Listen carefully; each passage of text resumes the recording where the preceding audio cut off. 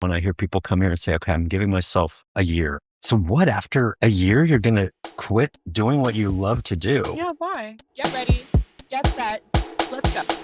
Get ready, it's the new edition. Your favorite morning meditation. Hey, it's me, pardon my success. I'm a hot mess. Pardon my success. Pardon my success. Pardon my success. Pardon my UPMS. Hey, what's up, you guys? And welcome back to Pardon My Success. Today, I'm here with Meryl Streep. Oh my God. I mean, Eric Seppala, the most incredible actor, drag queen, cabaret producer, creative storyteller, and also was originally one of our Tartuffes for the Fringe. Sadly, he will not be able to perform, but we'll see a little hint of what would have been his performance here today. Get excited. Thank you, Eric, so much for coming. Thank you for having me. This is really exciting. It's so exciting to have you here. Oh my gosh. Very comfortable. I love it. I am so lucky enough to have met Eric through Colleen Hammond Whitmore, our love, as well as Sandra Benton, who we also love, our iconic director, producers, who we work with and are so amazing and lucky enough to refer us to amazing actors and folks such as Eric. You told me that you originally knew Sandra before Colleen. How did you and Sandra meet? Yes, I do a show every year called The Fruitcake Follies, and it is known as Hollywood's longest running holiday show. Cute. It's been going for this week, the 28th year this year. I've only been in the last 20 years, maybe. Oh my gosh. And Sandra came to see it and she loved it. It's a wacky, irreverent Pee-wee meets Perry Como kind of show. And she asked to be in it. And she's a fantastic singer. If you've not heard Sandra sing, you must. She's not only a great actress and a great producer, but also a great singer. We became very fast and good friends. We've done several shows together. We've done each other's cabaret shows. And then, of course, through her, she's had a longer friendship with Colleen. Yes. And I was able to be in Colleen's first foray into the Fringe Festival 2 years ago. Which is amazing. Forgot to mention that Tartuffe that we're doing is part of Fringe. So opening Friday, which just passed in the line of this timeline because it's Monday. I know. I woke up and I knew it was Monday. And we all knew it was Monday. But yes, so the Fringe Festival, I'm performing on the 13th and the 27th if you want to come see me as Elmire in Tartuffe. So how did you begin storytelling? I'm like a relentless Pisces. So I was always the kid staring out the window, daydreaming, and the teacher's going, Eric, Eric. And I'm thinking I'm a pirate or a ballerina or whatever. So I was always pretending. And I would put on little shows on the hearth of our fireplace for my family. My brother would run the lights by flicking the switch. And then I would perform all my favorite songs. And my parents would kind of pay attention. But I'd always do shows and I'd always get the other kids engaged. And all of my favorite toys were little action figures or dolls. So I could direct and recreate stories and things like that. So I think it's always been in me to want to create and be artistic and act and perform. When I was really little, my brothers were in Cub Scouts and they were probably 7 and 9 years older than me. They would be so humiliated because as soon as that crowd would gather in the living room, I'd run into my room, put on some crazy costume, use somebody a dress or something like that, and then come running out and perform Cinderella for them. And they'd start screaming to get out and the kids would all be clapping because it was so awful. So it's in me. I'm glad that you still went out there and performed, even though they might not have been so supportive. Good training. Exactly. That's truly the life of an actor. Where are you from originally? I'm from Northern California, Walnut Creek, which is in the East Bay of San Francisco, the foothills of Mount Diablo. Yeah. So it's beautiful up there. When did you get to LA? I moved to LA from college. I transferred down here to go to UC Irvine. I just moved to Hollywood and here I've been for a long time. Were you studying acting? Yes. Coach? Oh my gosh. Okay. So you've always known. Oh, there was never a choice. I didn't know what else to do. What was the childhood dream when you were a kid? Just to act. See, when I was little, always pretending to be somebody else. And then I was doing shows, and I would sing and act. And I got to be like 12 or 13. And I thought, I don't think adults pretend. No. And I was like, what am I going to do if I can't pretend I'm an astronaut or whatever? And then I realized, well, you can act. Yeah. I just got into acting and I always loved that process. I always loved doing that. Other than your brothers, was the rest of your family supportive? My, yeah, because I grew up in a family that had a lot of artists. My mother was an artist. She was a painter. She wove. She created her own yarn, tapestries. She taught art. So she understood it. Yeah. My middle brother was a prodigy of a jazz piano player. Oh, wow. He was playing college bands by the time he was about 10 or 11 years old. old. My gosh. So he did nothing but art as well. Okay. Dad loved Broadway shows, loved country, and he would play guitar. And so it was there. Yes. I think they knew they couldn't do anything but just kind of throw their hands up and go, good luck. Hope it works out. What was the first show you were in? Do you remember? I was in a church play, as most of us probably are. And I think I played Herod. I was probably 5 or 6, and I had like an armor, one little speech with 2 lines. So you also do drag. How did that begin? I never saw a line between who I should play, which was kind of a really good thing coming to LA. I would play whoever I thought was the most interesting character, whether it was, the Wicked Witch of the West. So I always done drag. Halloween was always a big fight with my parents. I want to be the witch. I want to be whoever. Be in drag. So when I got down here, drag is such an incredible art form, especially now. When I grew up, it was real kind of punk rock. And now you have to do death drops. You have to do stand-up comedy. You have to do sketch comedy. You have to be a great actor. You have to be a great singer and all these things. So I don't call myself a drag queen. I am a character actress. So I will play characters, and sometimes they're women. So the drag thing kind of has grown more and more. Most of the jobs I get offered now are drag. Yeah. I love doing it, and it feels punk rock. Yeah. What do you think has been the hardest part about doing drag? The hardest part is usually the perception that I get. I have a storage unit that I just downsized full of wigs and costumes and shoes, and I call it the Eric Seppala collection, open by appointment only. Oh my gosh. I just keep building characters, and I keep saving these costumes and doing them again and again. Oh my gosh. Where do you perform these characters usually? Oftentimes in the Fruitcake Follies. I've been performing a lot in Palm Springs as well. I did a show there for the past 2 years called Skippy and Bitsy's Christmas TV Spectacular, and I would play guest stars. So on that show, I played Betty Davis. I played Joan Crawford. I played Barbara Streisand. I played child actress Angela Cartwright, who used to be on Lost in Space. Oh my gosh. I played Jan Brady. So I like to do characters that I can really do research. Oh my gosh, that's so cool. And I've had some one-offs. I just played Cruella DeVille for a bachelor party, a gay bachelor party. It was super fun. I'm going to do Barbara Streisand again this month for a Pride Stonewall anniversary. Fun. That's amazing. So it's really fun. I get to play those characters, and I like to believe I am those characters. Yeah. So that's what's fun about it. Living those lives is what I really like. What would you say your main acting method is? Well, it's really... I love the process, whether it's Tartuffe or Cruella DeVille. Yeah. I go down the rabbit hole and just get as much information as I can, and I run the dialogue and get those words in your mouth because I like the process. I don't care whether it's for 2 people in the basement of that store or in front of 5,000 people in public. It's the same process for me. Yeah. Because the joy of it is getting to live it. Very Adler almost. Very. I've taken, Meisner is probably the most recent method that I took, but I kind of pick and choose. Exactly. You build your toolbox, as they say. Exactly. Like, I like that. I like that. This works for me. When you get a character, how would you say your process typically works? If it's a play, I read the play as many times as I can, but I also immediately record all the parts, and I record it as dryly as possible so that I just hear the words. Because the last thing I want to do is search for those words. Yeah. I want them to come out of me as realistic as possible. So I just try to get that going. And if I have enough lead time, because I just listen to it. And then finally, when I sit down and start actually singing, if I've memorized it, I kind of know how many words are in that sentence or how many lines are in that block. That's very smart. I've never heard of that. Great method. Sometimes memorization can be really hard, so sometimes I physicalize it. I love you. Of course, you're not going to do that when you perform it, but it gets it in your body because I think there can be a real disconnect from our brain to our body when we get overwhelmed by memorization. We go, that's too much.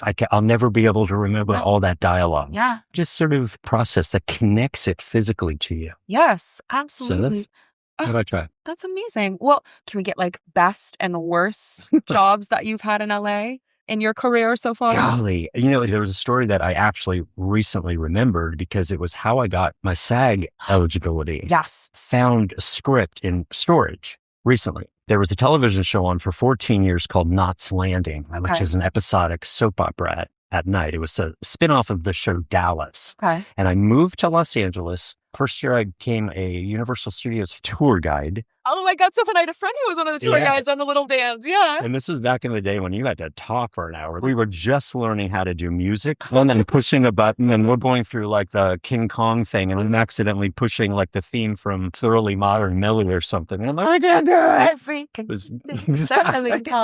And so I was in with a bunch of other tour guides in the summer, and we were all actors. And one of my friends who was a tour guide, her mom was casting for Knots Landing. And back in the day, this was before cell phones, we got a call on the payphone in the break room, and it was my friend's mom calling, put Eric on the line. She made me say a line, and I said it. And she goes, well, great. Can you say that in 2 days? We have to have a guy for this scene for Knots Landing. I was like, oh my God, I've made it. It was like some stupid line, one line, and I put everything I could into that line. I was sure it was going to be so good that everybody was just going to be dying to hire me as a recurring regular. And the name was Squeaky Clean Young Man. And that's on my script. It was shortened to Young Man when it ran. So I was upset. Maybe I wasn't so squeaky or clean. Squeaky clean. So I get to the set. It's super exciting. I'm dressed in formal wear because they're squeaky clean. It was very clean that morning. Scrubbed. And there were two main characters, William Devane and Michelle Phillips from the Mamas and the Papas, who was on the show, and me. I had the only other line, but there were about 50 extras. And they were all dressed just like me. All the guys in Texas, all the women in formals. And I get there and I can't hang out with William Devane and Michelle Phillips. So I'm hanging out with everyone else who's dressed like me, and we're all chatting. And then the extras started talking about getting their vouchers. I didn't know what that was. So I was like, oh, what's that? They said, do you have a line? And I said, yeah, I do.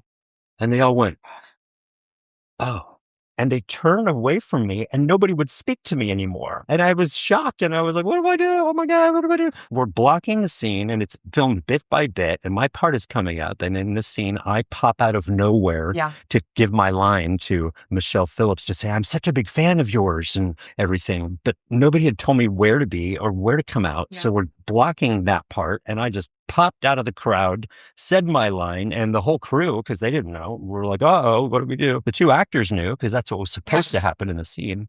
But immediately, all the male extras went, I could do that line. I could do it. I could do it better. I could do. And I was like, oh my gosh, what do I do? What do I do? They all want my line. It's my line. Yeah. And William Devane, who obviously ran that set, said, wait a minute. Let's give Eric a chance to figure out where we're supposed to have him come into this scene, and then we'll do it.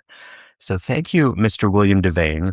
Everybody did exactly what he said. I got my line out, but I went home and I thought I never wanted to be on a set again. It was so scary to be on this big soundstage, on the soundstage where they filmed The Wizard of Oz. Oh my gosh. So I went home thinking, this is overwhelming. Yeah. That was kind of the worst, but also kind of the best, because I got what I wanted. Yeah. I was not specific. If you say, oh, I want to be on the Oscars, make sure you say, I want to win an Oscar. Yeah. What was your favorite, best performance that you can remember?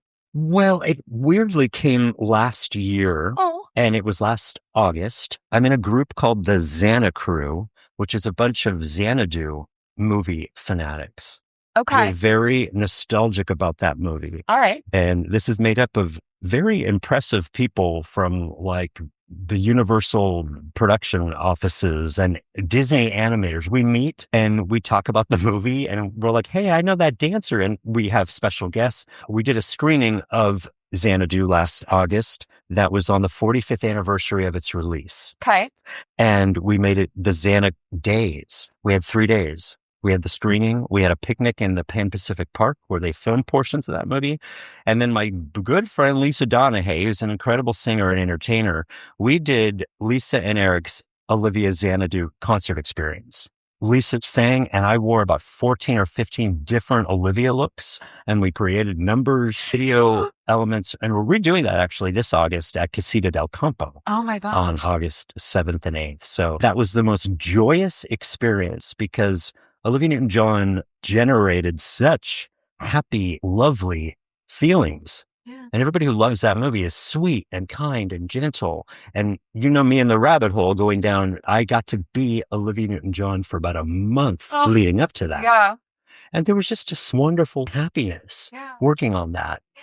I've never been happier working on something. And when we did the show, it was the culmination of, decades of my fandom of hers. So that was the most joyous. And I think that's a real testament to do what you love. Yes. And it went well. It was sold out and everybody loved it.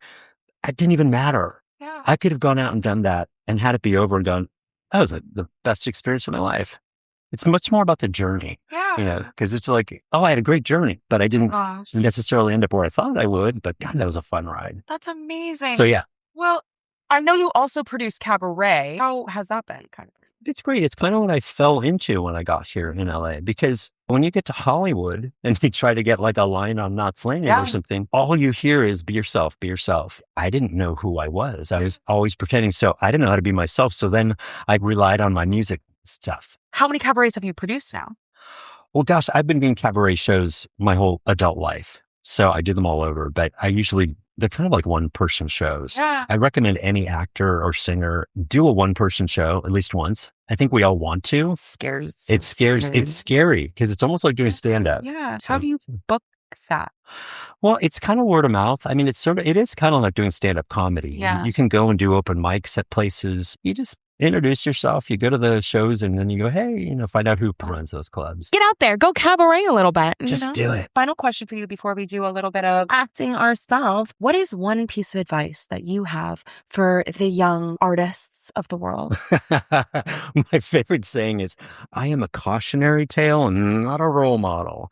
So I typically don't give advice, but I would say, like, if there's something you want to do, you have to do it. Because the older I get, the more I think, why not? Why wouldn't I do something? Why wouldn't I write that show? Or why wouldn't I audition for that thing? I would just say do it and love the process. When I hear people come here and say, okay, I'm giving myself a year. So what, after a year, you're going to quit doing what you love to do? Yeah, why? So love what you do. And I think you'll have a good journey, because we're often trying to get to a goal, and that goal usually isn't what we think it's going to be. Yeah. Or we don't get it. Yeah. And then you've done all these things to try to get something that didn't happen, and you've had a miserable time. Stop worrying about the destination. Enjoy the view. Absolutely. So. You have to have goals that are so unreachable that it doesn't matter whether you get there or not, because along the journey, you will have changed so much and grown so much as a person that is the destination in the end. That's my advice. Yeah. My little activity for us today. So Tartuffe has a couple different scenes of Elmire and Tartuffe together interacting, because Tartuffe is a super pious, quote unquote, man who is tricking this entire family of rich folk to try to steal their money and daughter and wife as well. So there's a lot happening. Since we are singers, I was wondering if we might try to sing-song our way through this scene. May heaven bestow upon you health of body and of mind. I am much obliged to you for this pious wish, but let us take a seat to be more at ease. Do you find your indisposition anything abated? My fever soon left me. Your dear health cannot be overrated. And to reestablish it, I could have sacrificed my own. I am highly indebted to you for all the goodness. I do far less for you than I could do. Scooby-Doo. I had of a mind to speak with you in private on a certain affair, and am glad that nobody observes us here. I am also overjoyed to find myself alone with you. Oh, you squeeze me too hard, sir. 'Tis out of excess of zeal. I never intended to hurt you. I had much rather. What does your hand do there? I'm only feeling your clothing. The stuff is mighty rich. 'Tis true. And that was amazing. Thank you. I don't know what happened there, but I loved it. But thank you. And that was incredible. Do you have anything else that you would like to share with the people? Do you have any shows coming up? Anything happening? Of shows. I'm going to be doing the Xanadu show at Casita del Campo first weekend of August. I'll be doing some storytelling hour at the Burbank YMCA Saturday, June 20th. So soon. Very exciting. Oh my gosh. Everybody go follow Eric. All of his information is going to be down below. Going to be his little @ right here. It's so exciting. It's so great. He's so wonderful. Thank you so much for coming on. I really appreciate it dearly. This is so fun. Are you PMSing?